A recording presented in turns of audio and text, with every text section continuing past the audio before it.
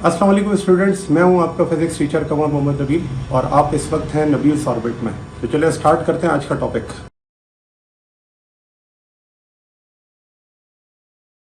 ठीक है। कहता है the fringe spacing between the central maxima. अब सेंट्रल मैक्सिमा का मतलब एम की वैल्यू क्या है? 0। कैसे पता चला? क्योंकि सेंट्रल मैक्सिमा कहां पर होता है? सेंटर पे ना। ये देखें, डायग्राम और दिखा दूं। सेंटर पे एम हाँ की सेंटर। वैल्यू 0 होती हाँ एम की वैल्यू 0 होती है। ये देखें, ये लिखा हुआ एम इज इक्वल्स टू 0, ये सेंट्रल है। और first bright M is equals to 1, second bright M is equals to 2। ठीक है। है। यस। तो यहां पे इन्होंने कहा कि the fringe spacing between the central maxima and first minima. अब फर्स्ट मिनिमा के लिए एम की वैल्यू क्या है? 0। 0 है। बात समझ आ गई ना? अच्छा, यस। Is 2 millimetre. और ये इन्होंने किसकी वैल्यू दी हुई है? फ्रिंज स्पेसिंग की। ठीक है। फ्रिंज स्पेसिंग को हम किससे रिप्रेजेंट करते हैं? डेल्टा वाई से। तो डेल्टा वाई, ये जो डेल्टा वाई है, ये आपको इन्होंने दे दिया है 2 मिलीमीटर। तो मैं यहां पर इसका डेटा लिखता हूं कि डेल्टा वाई 2 मिलीमीटर है। 2 एक्सपोनेंट -3, 2 एक्सपोनेंट -3 मीटर। ठीक है। अच्छा, और उसके बाद फिर वो कहते हैं if a light of 500 nanometre, light जो है उसकी वेवलेंथ कितनी है?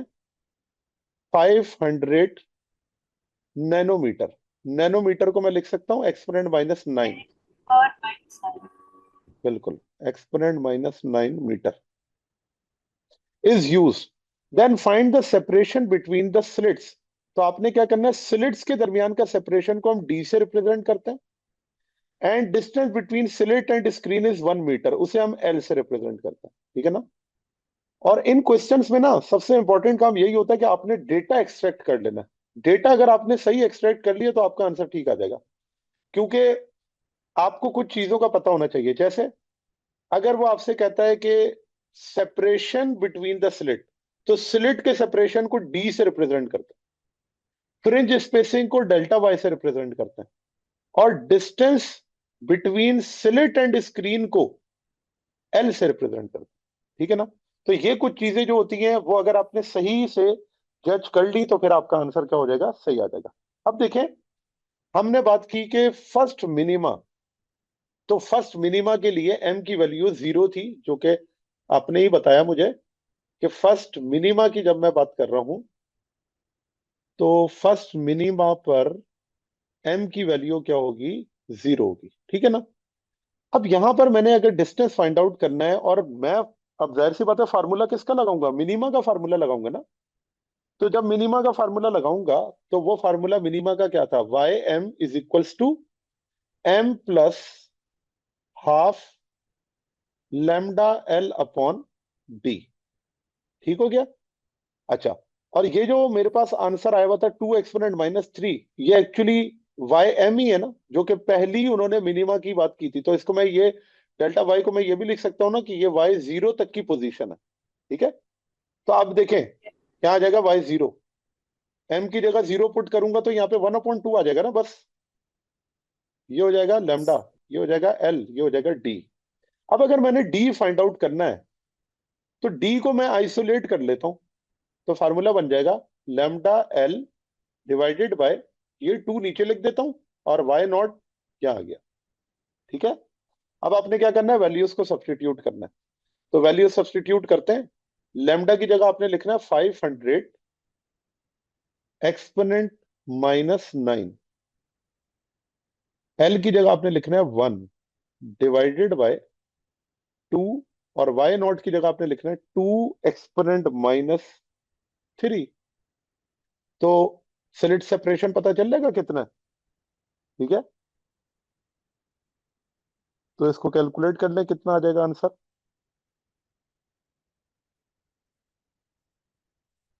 ये 2 2 ज़ा 4, और 500 को 2 से डिवाइड करेंगे 125 आ जाएगा।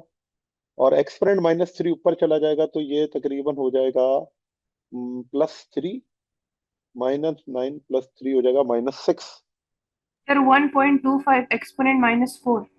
बिल्कुल ठीक है, 1.25 एक्सपोनेंट -4 और यूनिट है डिस्टेंस की मीटर। ये इसका आंसर आ गया। तो अब आपने देखा कि उसने आपको मिनिमा जब बताया फर्स्ट, तो आपने m की वैल्यू को कैसे जज किया कि वो 0 होगी। अगर वो कहता फर्स्ट मैक्सिमा, तो यहाँ पर m की वैल्यू क्या आती, 1, और फार्मूला भी राइट वाला लगता। सही है ना। Yes, sir. चले, अब इसका असाइनमेंट है। अब असाइनमेंट में जरा देखते हैं क्या कहा हुआ है। उसने कहा light from a helium neon laser pass through two slit separated by 0.01 millimetre. अब क्या दिया भाई ये D स्लिट से दिया हुआ है। गुड, ये डी दिया हुआ है। तो डी की वैल्यू है 0.0100 मिलीमीटर। तो मिलीमीटर को हम एक्सपोनेंट -3 में लिखेंगे, तो हम लिख सकते हैं 0.01 एक्सपोनेंट -3 मीटर। फिर कहता है the third bright line on the screen. Third bright line का मतलब m की वैल्यू क्या होगी, 3. 3। Good. On a screen is form at an angle of 10.95 degree. तो इसके लिए उन्होंने एंगल बता दिया है कि जो थर्ड ब्राइट लाइन है वो 10.95 डिग्री पे बन रही है relative to incident beam. What is the wavelength of light. आपने क्या करना है, वेवलेंथ कैलकुलेट करनी है लैम्डा की, वो क्या होगी। ठीक है ना। अब देखें, जो हमारे पास ब्राइट फ्रिज का फार्मूला था, वो ब्राइट फ्रिज की जो कंडीशन थी वहां से हमने ड्राइव किया था ना, और उसे Yes. हम इस तरह से लिखते थे कि फॉर कंस्ट्रक्टिव इंटरफेरेंस, क्योंकि कंस्ट्रक्टिव इंटरफेरेंस में ही ब्राइट फ्रिंज मिलती है। फॉर कंस्ट्रक्टिव इंटरफेरेंस, तो यहां पर हम इसका फार्मूला लिखते हैं D sine theta is equals to M lambda. ठीक है। अब यहां पर Yes. लेमडा फाइंड आउट करना है हमें। जो डेटा गिवन है उस हिसाब से मैंने फार्मूला लगा दिया है। तो मैं इस लेमडा को कैलकुलेट करने के लिए इसे आइसोलेट कर लेता हूं। मैं लिख देता हूं D sine theta divided by M. ठीक है। अब आप क्या करें, वैल्यूज पुट करते हैं। तो lambda is equals to D की जगह 0.01 एक्सपोनेंट -3 साइन 10.95 डिवाइडेड बाय, और m की वैल्यू थर्ड के लिए 3 थी, तो यहाँ पे आपके पास लैम्डा क्या आ जाएगा, Sir, 6.33 exponent -7. बिल्कुल ठीक है, 6.33 एक्सपोनेंट -7 मीटर। ठीक है ना। तो आप देखें, इस तरह से हम क्या करते हैं, डेटा को अगर एक्सट्रैक्ट कर ले तो हमारे लिए कैलकुलेशन क्या हो जाती है, आसान हो जाती है, क्योंकि हमें पता है। अब अगर फॉर एग्जांपल यही होता है कि वो थर्ड ब्राइट लाइन के बजाय कहता है थर्ड डार्क लाइन, तो थर्ड डार्क लाइन के लिए m की वैल्यू क्या हो जाती, 2 2 हो हो जाती। जाते सर. ठीक है। और फिर यहाँ पर कंस्ट्रक्टिव इंटरफेरेंस के बजाय हम फार्मूला क्या लगाते हैं, डिस्ट्रक्टिव इंटरफेरेंस का, और उसे हम कैसे लगाते हैं, D sine theta m plus half lambda. तो अब ये हमारा फार्मूला ये चेंज हो जाता। ठीक है ना। Refracted light observe eight an angle of 30 degree in the second order. ठीक है।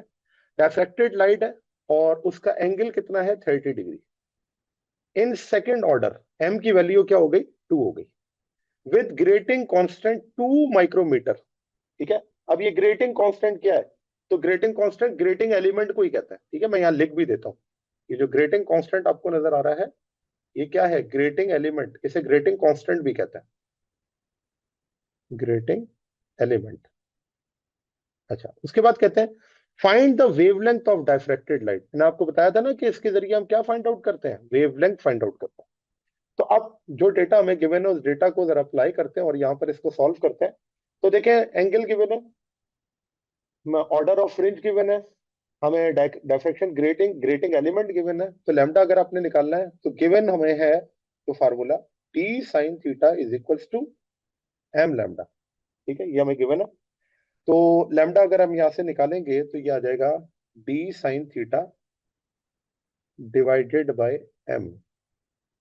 ठीक है, फिर आ जाएगा लैम्डा इज इक्वल्स टू, तो डी की वैल्यू जो है वो है 2 माइक्रो, माइक्रो को लिखेंगे 2 एक्सपोनेंट -6 साइन थीटा, तो ये हो जाएगा साइन 30, साइन 30, और डिवाइडेड बाय m की वैल्यू क्या हो गई, 2।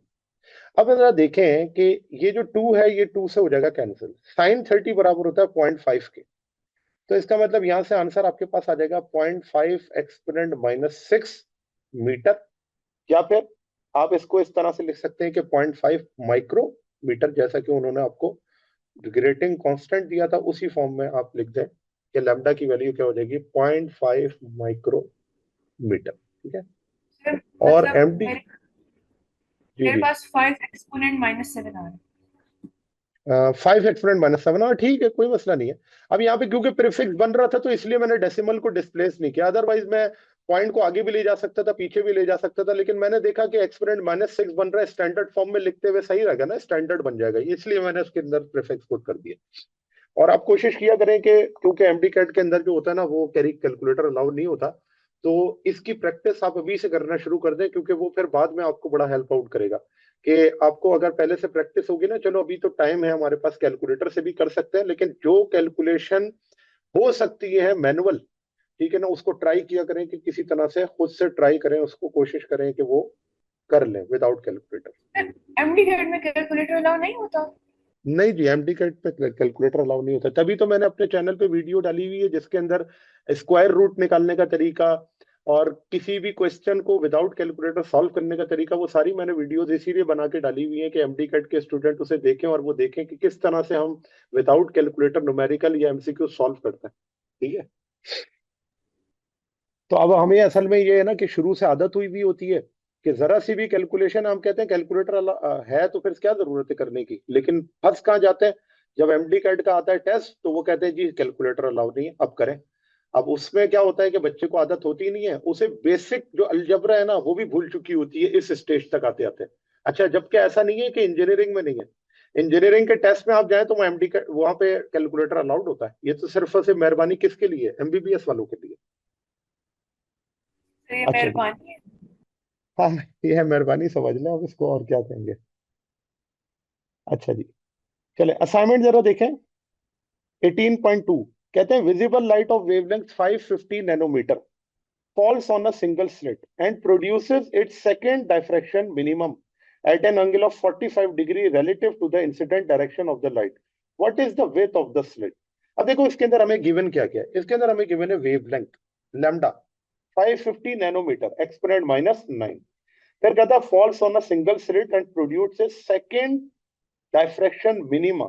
सेकेंड डायफ्रैक्शन मिनिमा m की वैल्यू क्या है 2 है, सेकेंड डायफ्रैक्शन मिनिमा m की value 2 at an angle of 45 degree 40 relative to the incident direction of light. What is the width of the slit? Width of the slit का मतलब ये क्या पूछ रहे हैं आपसे, पूछ रहे हैं d क्या होगा, ठीक है ना, width of the slit d। अब कैसे निकालेंगे, तो देखें फार्मूला गिवन वही है, डायफ्रैक्शन के अंदर आपके पास फार्मूला चेंज नहीं होता, ये फार्मूला मिनिमा मैक्सिमा दोनों के लिए m लैम्डा। ठीक है, अब अगर आपने d फाइंड आउट करना है तो इक्वेशन बन जाएगी m lambda divided by sine theta. ठीक है, चलो m की वैल्यू है यहां पर 2, या गया 2, वेवलेंथ है 550 एक्सपोनेंट -9 डिवाइडेड बाय और साइन 45, साइन 45, ठीक हो गया। अब साइन 45 बराबर होता है 0.707 के, तो आप देखें d इज इक्वल्स टू क्या जाएगा 2 550 एक्सपोनेंट -9 और साइन 45 की जगह पर मैं लिख सकता हूं 1/√2 भी, और मैं इसे 0.707 भी लिख सकता हूं। ठीक है, तो ये आपके पास आ गया 0.707। ठीक है, तो इसे आप सॉल्व कर लेंगे, क्या आंसर आ जाएगा। सर 1.556 एक्सपोनेंट -6 1.556 एक्सपोनेंट -6 मीटर, और -6 को प्रीफिक्स के अंदर लिखा जा सकता है, तो ये हो जाएगा 1.556 माइक्रोमीटर, ये हो गया इसका आंसर। ठीक है जी, तो ये दो ही असाइनमेंट और दो ही एग्जाम्पल थी इसके अंदर, तो चले कुछ एमसीक्यूज देख लेते हैं आज के दिन, बाकी जो है वो फिर नेक्स्ट क्लास के। जी स्टूडेंट्स, तो ये था आज का हमारा टॉपिक। उम्मीद है आपको ये टॉपिक समझ आया होगा। अगर आप नबील्स ऑर्बिट में रहना चाहते हैं तो सब्सक्राइब करें और नई आने वाली वीडियोस के लिए बेल आइकन प्रेस करें। थैंक यू वेरी मच, अल्लाह हाफिज़।